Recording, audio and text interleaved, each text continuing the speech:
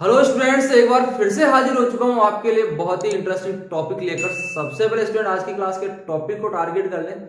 आज की क्लास का टॉपिक स्टूडेंट बहुत ज्यादा इंपॉर्टेंट है। बोर्ड एग्जाम के हिसाब से, आने वाले सभी कंपटीशन एग्जाम के हिसाब से भी बहुत ज्यादा इंपॉर्टेंट है, क्योंकि यहाँ पर आज के टॉपिक में एक इंटरेस्टिंग फॉर्मूला कैलकुलेट करने वाले हैं जिस पर डिपेंडेंट न्यूमेरिकल्स बोर्ड एग्जाम और कंपटीशन एग्जाम्स में या उस फॉर्मूले को डायरेक्टली पूछा जाता है। तो टॉपिक है स्टूडेंट आज का अपना आइंस्टीन का प्रकाश विद्युत समीकरण।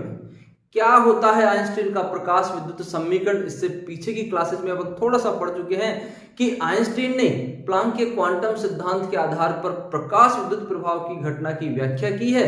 तो उस प्रकाश विद्युत प्रभाव की घटना के संबंध में, उसमें उत्सर्जित इलेक्ट्रॉनों की गतिज ऊर्जा के संबंध में आइंस्टीन ने एक फॉर्मूला प्रस्तुत किया है जिसे आइंस्टीन का प्रकाश विद्युत समीकरण कहते हैं। उस समीकरण को यहां पर आज की क्लास में डिस्कस करने वाले हैं। तो शुरू करते हैं आज की क्लास। उठाइए कॉपी और पेन, नोट्स बनाने के लिए। मैं हूं आपका फिजिक्स गुरु श्रीराम यादव। फिजिक्स की ऑनलाइन क्लासेज में आप सभी का फिर से हार्दिक स्वागत करता हूं। टॉपिक आज की क्लास का आइंस्टीन का प्रकाश विद्युत समीकरण।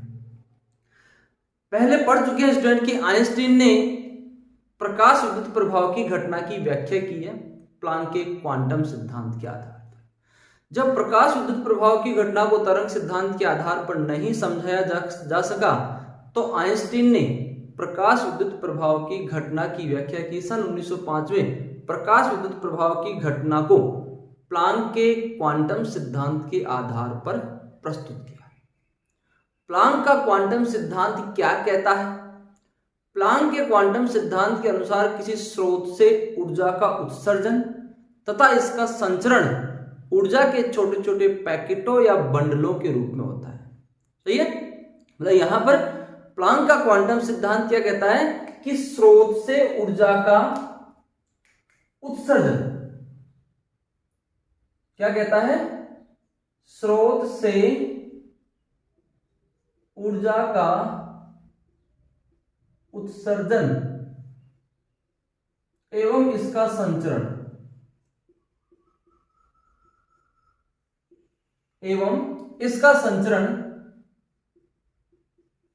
ऊर्जा के छोटे छोटे बंडलों के रूप में होता है। ऊर्जा के छोटे छोटे बंडलों के रूप में होता है और उन बंडलों को कहते हैं फोटोन। उन्हें क्या कहते हैं? फोटोन कहते हैं। सही स्टूडेंट? तो यहां पर प्लांक के क्वांटम सिद्धांत के आधार पर, इस क्वांटम सिद्धांत के आधार पर आइंस्टीन ने प्रकाश विद्युत प्रभाव की घटना की व्याख्या की है। और यहां पर इस सिद्धांत के आधार पर यह भी बताया गया कि प्रत्येक फोटोन की जो ऊर्जा होती है वो उसकी संगत आवृत्ति के अनुक्रमानुपाती होती है। इसका मतलब यहां पर एक फोटोन की ऊर्जा का समीकरण यहां पर अपन प्रस्तुत कर सकते हैं इस प्लांक के क्वांटम सिद्धांत के आधार पर। एक फोटोन की जो ऊर्जा है वो कितनी होती है? E बराबर h न्यू। h यहां पर प्लांक नियतांक, न्यू यहां पर फोटोन की आवृत्ति है। सही है? अब यहां पर जब किसी धातु पर, आइंस्टीन ने यह बताया कि जब किसी धातु पर यह h न्यू ऊर्जा का फोटोन आपतित होता है।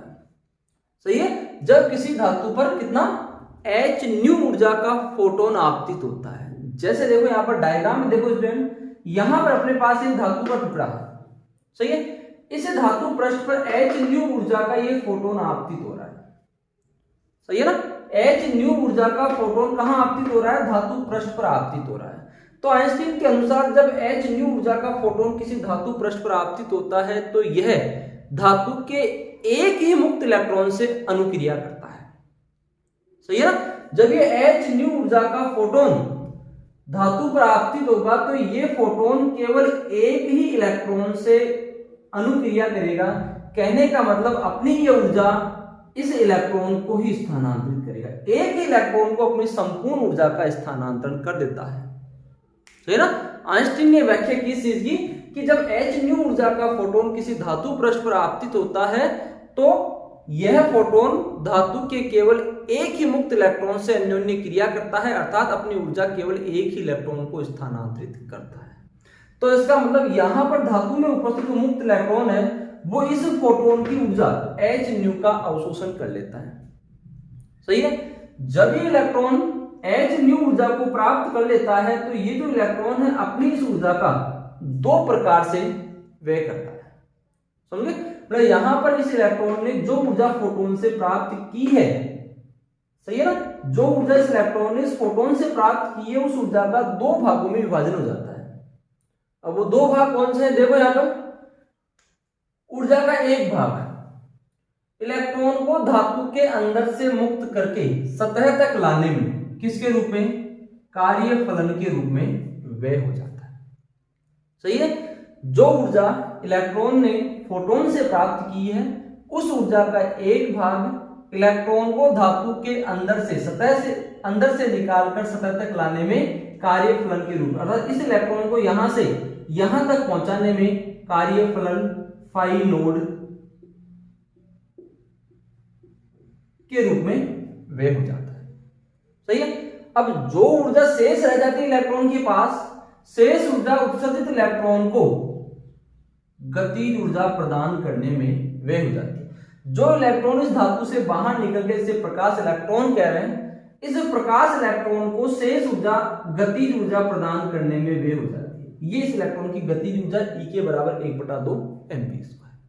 इसका मतलब आइंस्टीन के अनुसार ये चीज आइंस्टीन ने स्पष्ट की है प्लांक के क्वांटम सिद्धांत के आधार पर, क्या कि जब Hν ऊर्जा का फोटोन किसी धातु पर आपतित हो रहा है तो धातु पृष्ठ का एक मुक्त इलेक्ट्रॉन इस संपूर्ण ऊर्जा का अवशोषण कर लेता है। उस इलेक्ट्रॉन की जो अवशोषित की गई ऊर्जा है वो दो भागों में व्यय हो रही है, एक कार्य फलन के रूप में और एक इलेक्ट्रॉन को गतिज ऊर्जा प्रदान करने के रूप में। इसका मतलब यहां से ये स्पष्ट हो गया कि फोटोन की जो ऊर्जा है वो धातु के कार्य फलन और इलेक्ट्रॉन की गतिज ऊर्जा के योग के बराबर। सही है ना। मतलब यहां पर फोटोन की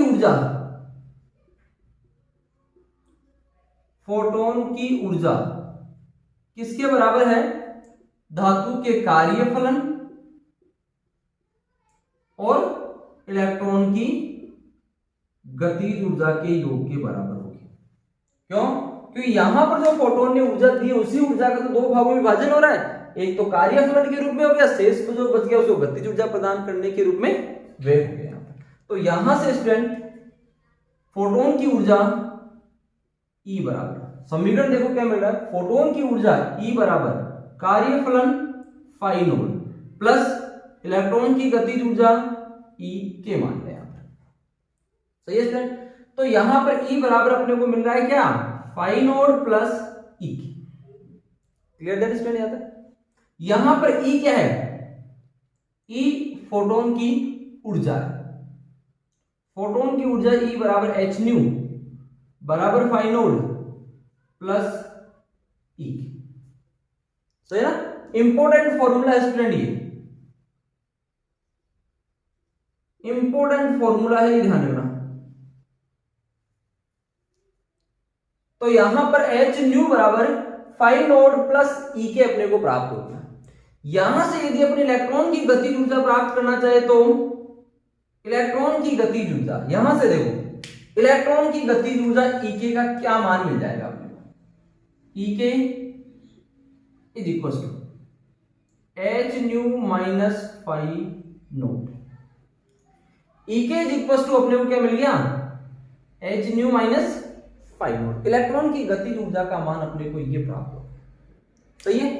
अब यहां पर एक कंडीशन मान ली जाए कि धातु पर आपतित होने वाले फोटोन की जो ऊर्जा है, फोटोन की जो आवृत्ति है, सॉरी, धातु पर आपतित होने वाले फोटोन की जो आवृत्ति है वो दहली आवृत्ति के बराबर है। सही है। यदि दहली आवृत्ति का प्रकाश, देखो यहां पर क्या मैं समझाना चाह रहा हूं, यदि दहली आवृत्ति का प्रकाश धातु पर आपतित होता है तो यदि दहली आवृत्ति का प्रकाश धातु पर आपतित होगा तो आवृत्ति न्यू बराबर न्यू नोड, दहली आवृत्ति क्या होती है, ये चीज स्टूडेंट समझ चुके हैं अपन पीछे, फिर भी यहाँ पर देख लो। धातु पृष्ठ पर आपतित प्रकाश की वह न्यूनतम आवृत्ति जिस पर धातु से इलेक्ट्रॉनों का उत्सर्जन प्रारंभ हो जाता है, उसे दहली आवृत्ति कहते हैं, जिसे न्यू नोड से व्यक्त करते हैं। यदि यहां पर दहली आवृत्ति का प्रकाश धातु पृष्ठ पर आपतित होता है स्टूडेंट, तो उस कंडीशन में इलेक्ट्रॉन की जो गतिज ऊर्जा है वो क्या होगी, 0 होगी। सही है, क्योंकि दहली आवृत्ति का प्रकाश आपतित होगा तो उस कंडीशन में धातु को दी गई संपूर्ण ऊर्जा उसके कार्य फलन के रूप में ही व्यय हो जाएगी। तो उस कंडीशन में यहां पर इस इक्वेशन से अपने को क्या मिलेगा, इस इक्वेशन से अपने को यहां पर प्राप्त होगा कि phi naught is equal to H nu naught. एक इंपॉर्टेंट फॉर्मूला यहां पर अपन ने प्राप्त कर लिया। सही है, वेरी इंपॉर्टेंट फॉर्मूला है, ये भी स्टूडेंट ध्यान रखना है। इसमें फाई नोड बराबर एच न्यू नोड, कार्य फलन प्राप्त करने का एक ही फॉर्मूला है यहां पर प्रकाश विद्युत प्रवाह में, और वो फॉर्मूला है phi naught is equal to H nu naught. ये फाई नोड का मान यदि इस समीकरण में पुट कर दिया जाए तो, ये फाई नोड का मान इस समीकरण में पुट कर दिया जाए तो क्या मिलेगा, देखो यहां पर क्या मिलने वाला है,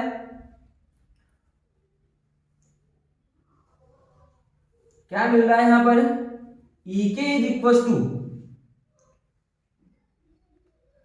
किसमें पुट करना है स्टूडेंट, फाई नोड का ये मान इस फॉर्मूले में पुट करना है। तो E के is equal to H nu minus phi naught के स्थान पर एच न्यू नोड, तो E के इज इक्वल टू क्या मिल गया, H कॉमन आ गया, न्यू माइनस न्यू नोड। एक इंपॉर्टेंट फॉर्मूला E के का अपने को ये मिल रहा है।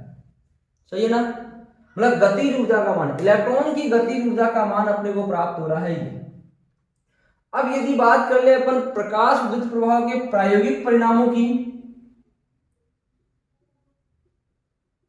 प्रकाश विद्युत प्रभाव के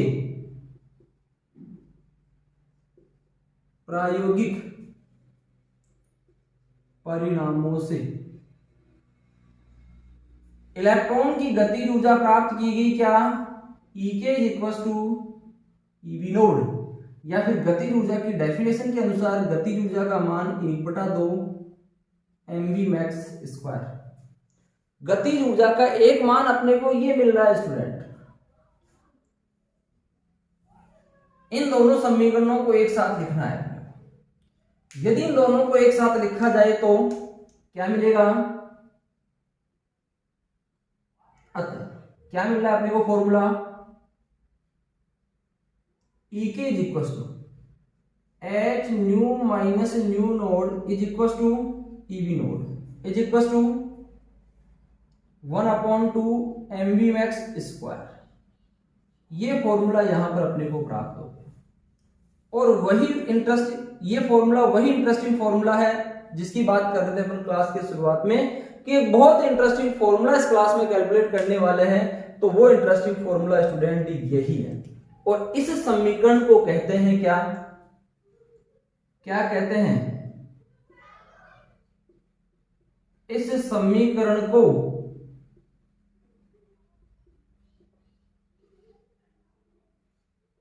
आइंस्टीन का प्रकाश विद्युत समीकरण कहते हैं। टॉपिक था जो अपना क्या, आइंस्टीन का प्रकाश विद्युत समीकरण। तो ये आइंस्टीन का प्रकाश विद्युत समीकरण यहां पर ये है स्टूडेंट, एक इंपॉर्टेंट वेरी इंपॉर्टेंट फॉर्मूला यहां पर आइंस्टीन के प्रकाश विद्युत समीकरण के रूप में यहां पर प्राप्त किया स्टूडेंट। आइंस्टीन का जो प्रकाश विद्युत समीकरण है, प्रकाश विद्युत प्रभाव की जो घटना घटित हो रही है, उस घटना में जो उत्सर्जित इलेक्ट्रॉन है, उन उत्सर्जित इलेक्ट्रॉनों की गतिज ऊर्जा को व्यक्त करता है। और आइंस्टीन के अनुसार उत्सर्जित इलेक्ट्रॉनों की गतिज ऊर्जा का मान E के is equal to H nu minus nu naught is equal to EV naught बराबर 1/2 mv मैक्स स्क्वायर। इसी समीकरण को आइंस्टीन का प्रकाश विद्युत समीकरण कहते हैं। एक इंपॉर्टेंट टॉपिक है स्टूडेंट, जिसमें इंपॉर्टेंट फॉर्मूले कैलकुलेट किए जिनमें डिपेंडेंट न्यूमेरिकल्स आंकिक प्रश्न पूछे जाते हैं बहुत सी कंपटीशन एग्जाम्स में स्टूडेंट। तो यहाँ पर आइंस्टीन का प्रकाश विद्युत समीकरण, मतलब आइंस्टीन क्या कहता है, आइंस्टीन कहता है कि किसी धातु पर कोई फोटोन आपतित होता है तो वो फोटोन केवल धातु के एक ही इलेक्ट्रॉन से क्रिया करता है, उस इलेक्ट्रॉन को अपनी पूरी ऊर्जा दे देता है। जब इलेक्ट्रॉन उस ऊर्जा को ग्रहण कर लेता है तो इलेक्ट्रॉन उस ऊर्जा का दो भागों में व्यय करता है, एक इलेक्ट्रॉन को बाहर निकालने के लिए कार्यफलन के रूप में, और ऊर्जा का शेष भाग उस इलेक्ट्रॉन को गतिज ऊर्जा प्रदान करने में व्यय हो जाता है। इसका मतलब यहाँ पर फोटोन की दी गई ऊर्जा है वो कार्यफलन और गतिज ऊर्जा के योग के बराबर है। तो यहां से एक फॉर्मूला कैलकुलेट कर लिया स्टूडेंट अपन ने, क्या एक फॉर्मूला कैलकुलेट हो गया यहाँ पर h nu is equal to phi naught plus E। सही स्टूडेंट, और यहां से ये फॉर्मूला यदि अपन E का मान कैलकुलेट करेंगे, E का मान आइंस्टीन के प्रकाश विद्युत समीकरण में इलेक्ट्रॉन की गतिज ऊर्जा का मान ही कैलकुलेट करना है। यहां पर एक कंडीशन लगा दी अपन ने, क्या कि दहली आवृत्ति का प्रकाश धातु पर आपतित हो रहा है, तो दहली आवृत्ति का प्रकाश यदि धातु पर आपतित होगा तो फोटोन द्वारा धातु को दी गई संपूर्ण ऊर्जा उसके कार्यफलन के रूप में ही खर्च हो जाएगी। इसका मतलब उसकी गतिज ऊर्जा का मान 0 हो जाएगा। गतिज ऊर्जा का मान 0 हो जाएगा, तो यहाँ पर इस फॉर्मूले में यदि E का मान 0 पुट कर दें, E का मान 0 पुट कर तो फाइव नोड बराबर न्यू के स्थान पर न्यू नोड, तो फाइव नोड बराबर h न्यू नोड कार्यफलन प्राप्त करने का एक फॉर्मूला है। कार्यफलन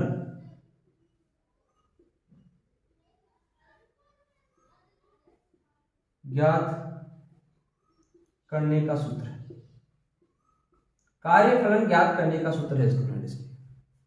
सही है। फिर यहां पर आइंस्टीन के प्रकाश विद्युत प्रभाव के जो प्रायोगिक प्रेक्षण दिए गए लिनार्ड और मिलिकन के द्वारा, उन प्रेक्षणों में गतिज ऊर्जा का मान कैलकुलेट किया गया था। E के बराबर EV naught is equal to 1/2 mv square. यहां पर जो V नोड है, ये V नोड यहां पर क्या है स्टूडेंट, निरोधी विभव। ये V नोड यहां पर निरोधी विभव है स्टूडेंट।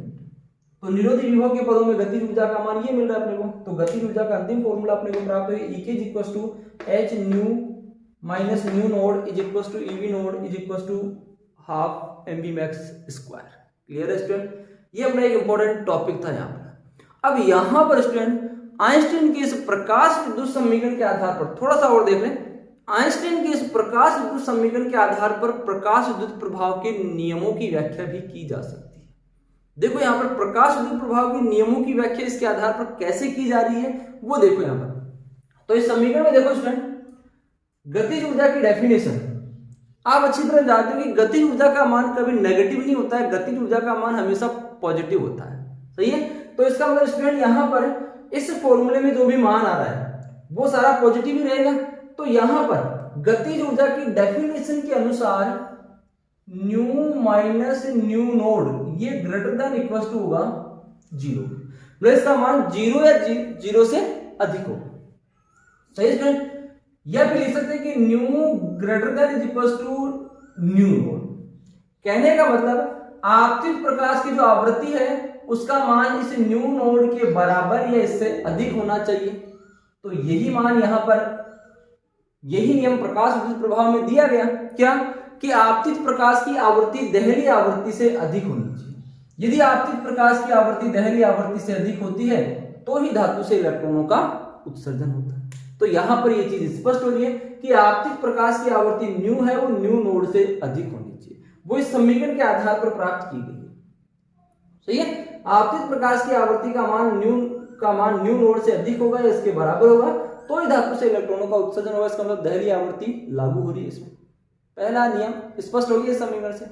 आगे बात करें दूसरे नियम की, तो इसका मतलब यहाँ पर प्रकाश इलेक्ट्रॉनों की जो गतिज ऊर्जा है वो आपतित प्रकाश की आवृत्ति पर निर्भर करती है। अर्थात यहाँ पर E के इज इक्वल टू, दूसरे की बात करें, E के is equal to EV naught is equal to h nu minus nu, यही फॉर्मूला मिल रहा है। यदि यहाँ पर E के की बात करें तो स्टूडेंट E के अनुक्रमानुपाती है न्यू की। तो ये केवल इन दोनों की बात कर ले आप, क्या है h कांस्टेंट है, न्यू नोड दहली आवृत्ति है वो कांस्टेंट। इसका मतलब यहाँ पर इलेक्ट्रॉन की जो गतिज ऊर्जा है वो आपतित प्रकाश की आवृत्ति के अनुक्रमानुपाती होती है। यदि आवृत्ति को बढ़ाते हैं तो इलेक्ट्रॉन की गतिज ऊर्जा का मान बढ़ता है, आवृत्ति को घटाते हैं तो इलेक्ट्रॉन की गतिज ऊर्जा का मान बढ़ता है। तो ये चीज स्पष्ट होगी कि इलेक्ट्रॉन की गतिज ऊर्जा आपतित प्रकाश की आवृत्ति पर ही निर्भर करती है। सही है। फिर बात करें कि यदि प्रकाश आपतित प्रकाश की तीव्रता को परिवर्तित करते हैं आपतित प्रकाश की तीव्रता को यदि परिवर्तित करते हैं तो धातु पर आपतित होने वाले फोटोन की ऊर्जा में कोई परिवर्तन नहीं होता है। फोटोन की ऊर्जा में कोई परिवर्तन नहीं होता है। धातु पर आपतित होने वाले फोटोनों की संख्या में वृद्धि होती है।